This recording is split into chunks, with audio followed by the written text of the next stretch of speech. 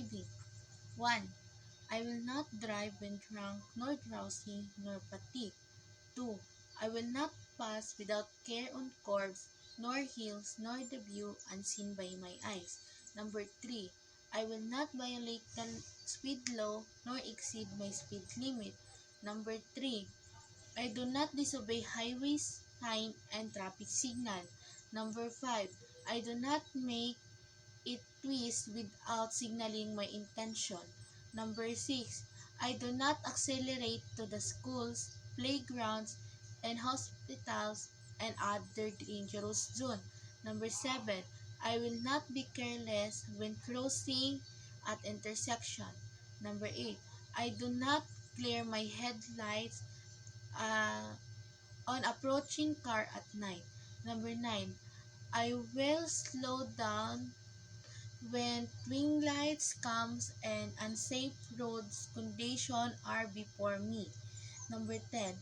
I will courteous and respectful to the right of the drivers and pedestrians.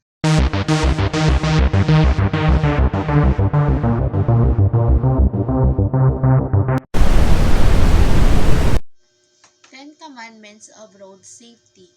1. Thou shalt not gaze at thy phone. Number 2. Thou shalt not throw trash out of the window. Number 3. Thou shalt not or never drive intoxicated. Number 4. Thou shalt not take any chance. Number 5. Thou shalt buckle up thy kids. Number 6. Thou shalt not drive on thy bride. Number 7. Thou shalt not drive with one light or with faulty lights. Number 8. Thou shalt not adhere to the speed limits. Number 9. Thou shalt keep thy distance. Number 10. Thou shalt practice patience.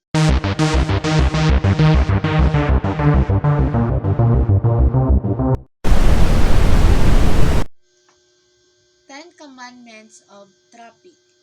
1. Keep right. 2. Observe road courtesy. 3. Prohibited parking. 4.